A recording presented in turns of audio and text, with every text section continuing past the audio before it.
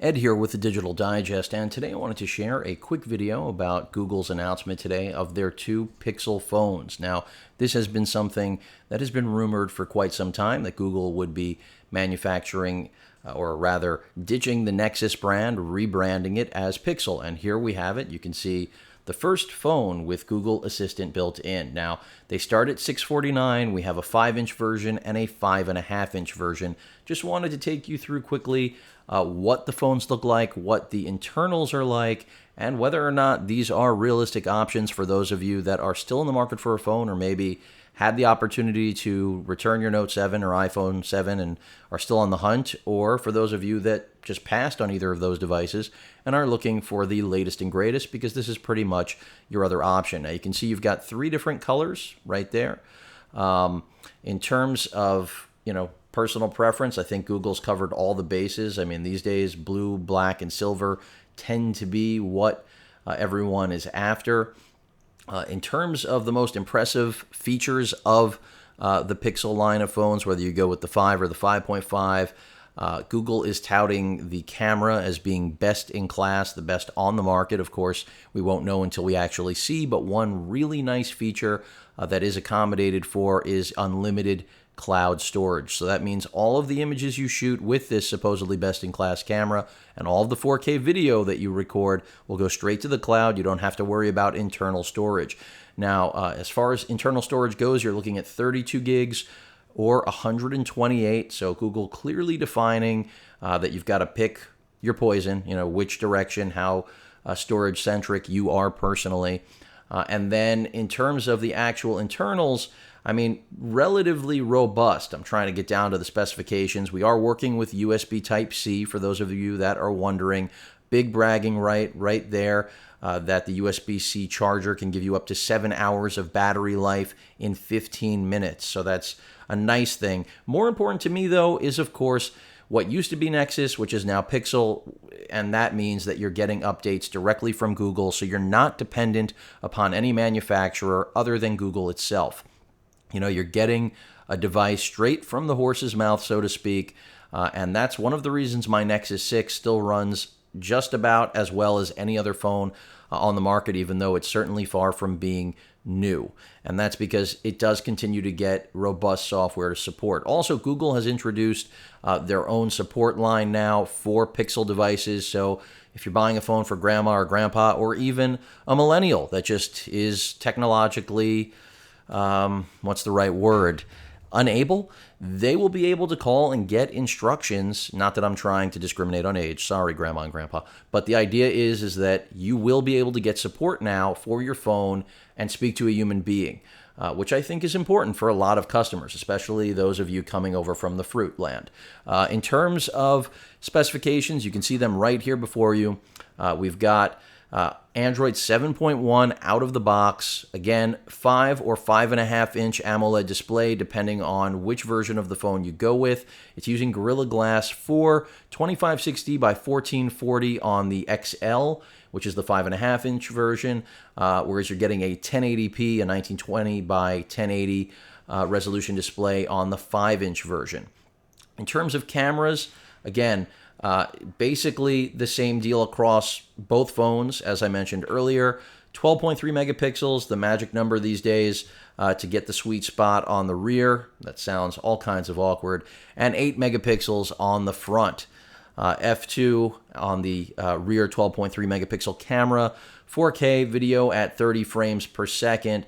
And, we'll see how well this phase detection autofocus system really works with the laser detection, which originally began with LG. It sounded great, but didn't really end up equating to the best, still camera on a smartphone ever. So hopefully, this will deliver on their promise. In terms of processors, you are getting one of the latest and greatest here, which is the Snapdragon 821 with the Adreno 530 GPU. How much better, though, this is going to outperform current processors in terms of actually, what you're going to do on a day-to-day basis, that is completely debatable and always will be. After all, we know these phones come out at a ridiculous rate. Apple started the fad of updating every single year, and, well, every other manufacturer took the ball and ran with it. 4 gigs of RAM, which is a good starting point in my opinion, better than the 3 you'll find or 2 on many other devices. And then as I mentioned before, 32 or 128 gig storage options, but that cloud storage, again, critical. The dimensions and weight, the XL, it's a larger phone. It's a 5.5-inch display, so I'm not surprised that it comes in at a little under 6 ounces. When you compare the two, though, I personally would go for the XL simply because for the less than 1 ounce difference, it seems to be far and away a better choice just on the specification side and a little bit more immersive if you actually use the device for any real content consumption. The colors I mentioned before, silver, black, and really blue. That's limited for those of you who are into getting limited things. Media, you have bottom firing speakers, which I'm really not in love with. I have the bottom firing speaker on my Note 7, and as soon as I put it in my car mount, it's destroyed. Of course, I do have Bluetooth in my car, but for those of you that don't, it's kind of a faux pas in my opinion, but that's the way things are going. One thing I really don't care for about this phone is that it looks exactly like the current iPhone. Now, I know this wasn't necessarily intentional, or maybe it was completely intentional, and this was because HTC wants Apple users to cross over with an Android phone that looks just like their beloved.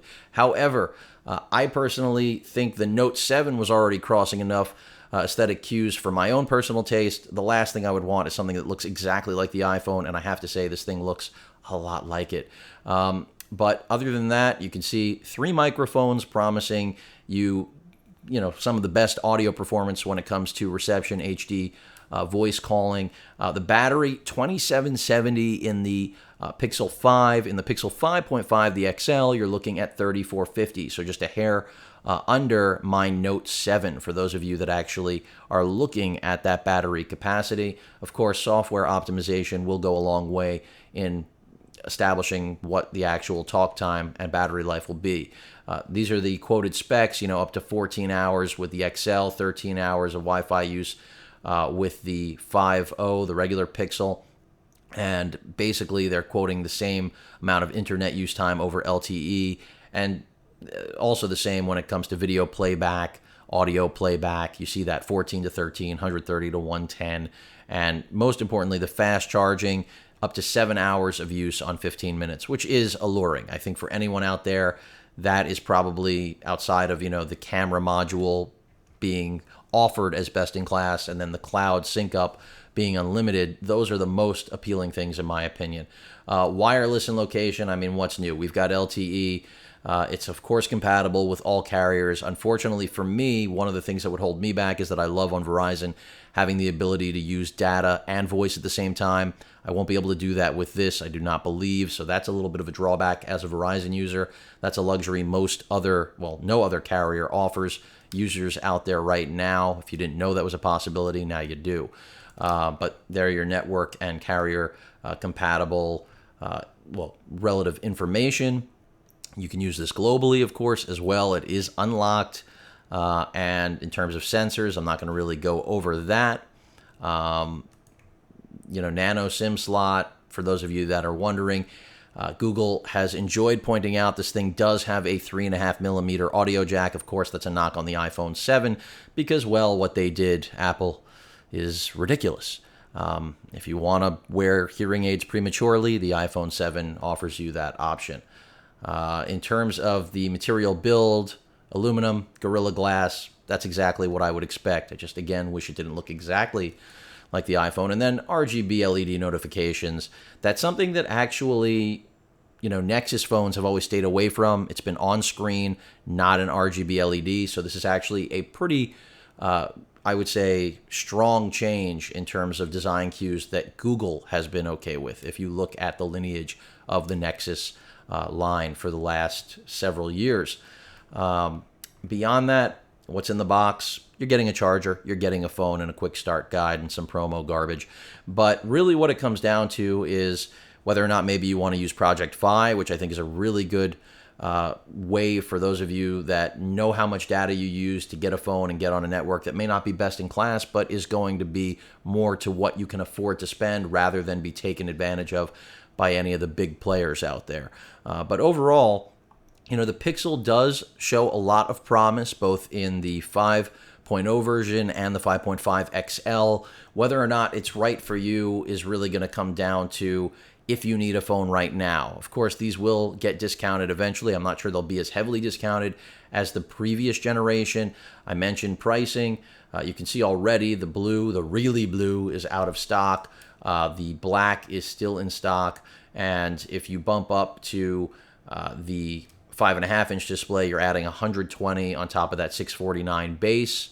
And if you go up to 128 gigs, you're looking at an additional $100. So that's $220 on top of the 649. I mean, this is unfortunately one of those moments where even though Google has gone back to giving you best-in-class hardware, you're now paying just as much as you would be with something like the Galaxy Note 7, and that does go a little bit against the grain when it comes to the goal that Google has consistently maintained about what Nexus used to represent. There was supposed to be some level of affordability, and they kind of seem to have ditched it. That doesn't mean there won't be another phone they're introducing, but as far as I can tell, what we're looking at here today is probably going to be it for some time. So both are solid offerings.